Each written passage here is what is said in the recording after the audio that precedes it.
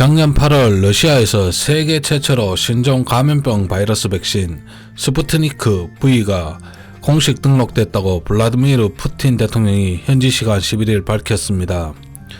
러시아 현지 리아 노보티스 통신에 따르면 푸틴 대통령은 이날 원격 내각 회의를 주재하면서 백신이 모든 필요한 검증 절차를 거쳤으며 효과가 입증됐다며 글로벌 백신 개발 전쟁에서 승리했다고 선언했습니다. 여기에 덧붙여 자신의 두 딸 중 한 명도 이미 백신을 맞았다고 말했습니다.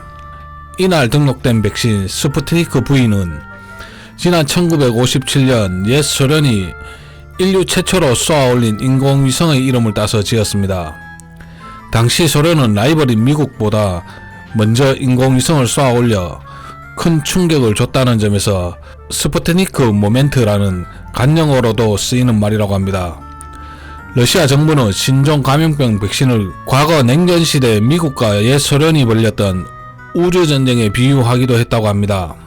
러시아에서 주장하는 세계 최초의 백신 스푸트니크 V는 서방 세계에선 백신으로 인정을 하지 않습니다. 그것도 그럴 것이 통상 수천 명에서 수만 명을 대상으로 한 1차에서 3차까지 임상시험 뒤에 공식 등록 후 양산을 해서 일반인 접종을 시작하는 것이 일반적인데 러시아 백신은 아직 3상시험을 마치지 않았고 일반인 접종과 동시에 3상시험을 시작할 계획이라고 밝혀 많은 전문가들로부터 안전성의 의구심이 제기되었습니다. 앨릭스 에이자 미국 보건복지부 장관은 ABC 방송과의 인터뷰에서 백신에 있어 중요한 것은 최초 여부가 아니다라며 중요한 것은 미국인과 전 세계인의 안전하고 효과적인 백신을 확보하는 것이라고 강조했습니다. 그러면서 백신이 안전하고 효과적이라는 것을 보여주는 임상 3상 시험으로부터 확보된 투명한 데이터가 필요하다고 말했습니다. 미국 CNN 방송의 산제이 굽타 의학 담당 기자도 당연히 나는 러시아 백신을 맞지 않을 것이다. 나는 이 백신에 대해 아는 게 없다라며 확보된 자료가 없다고 지적했습니다. 그는 방송에 출연해 지금 상황이 러시아의 과거 백신 캠페인과 아주 비슷하게 보이기 시작한다고 덧붙였습니다. 독일도 환자 안전이 최우선이라며 러시아 백신에 신중한 입장을 보였습니다. 보건부 대변인은 현지 매체 R&D에 러시아 백신의 품질과 효능, 안정성에 대해 알려진 자료가 없다고 지적했습니다. 세계보건기구 WHO 역시 안정성과 효능에 대한 검토가 필요하다고 강조했습니다. 타릭 야사레비치 WHO 대변인은 러시아 당국과 긴밀히 접촉하고 있으며 백신에 대한 WHO의 사전 자격 인증 가능성에 대해 논의를 진행하고 있다고 말했습니다. 그는 WHO는 백신과 의약품에 대한 사전 자격 심사 절차를 마련한 상태라면서 어떤 백신이든 사전 적격성 심사의 안전성과 효능에 대한 모든 필수 자료에 엄격한 검토와 평가가 포함된다고 알렸습니다. 그러면서 절차를 가속하는 것이 곧 안정성과 타협하는 것을 의미하지는 않는다고 말했습니다. 이런 서방 세계로부터의 우려를 뒤로한 채 최초 백신을 등록한 지 근 한 달 만에 임상 3상 시험 참가 신청을 한 모스크바 시민을 대상으로 첫 접종과 함께 3상 시험을 시작했습니다. 3상 시험에 참가 신청을 한 시민은 35,000명을 넘었으며 이들은 20여 개 병원에서 무료로 21일 간격을 두고 한 사람당 2차례 접종이 실시될 것으로 알려졌습니다. 10월 말에 나온 3상 임상 결과를 보면 3차 접종자 전원이 항체가 생겼고 접종자의 85%는 별다른 부작용이 없었지만 15%는 미열이나 몸살, 근육통 같은 부작용이 나타났다고 합니다. 다만 심각한 정도의 부작용이 확인되지 않았기에 백신 접종은 예정대로 진행할 것이라 전하며 WHO에 긴급 사용 신청을 했습니다. 트럼프 전 대통령조차 준비가 안 된 백신이라며 비아냥대던 스푸트니크 V가 작년과 달리 이달 초부터 갑자기 분위기가 바뀌기 시작했습니다.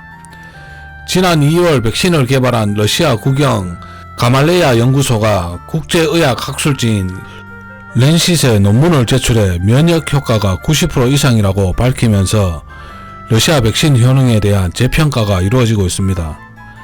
해당 논문에 따르면 러시아 보건당국은 지난해 9월 7일부터 11월 24일까지 만 18세 이상 자국민 19,866명을 대상으로 시험한 임상 3상에서 91.6%의 면역 효과가 나타났다고 발표했습니다.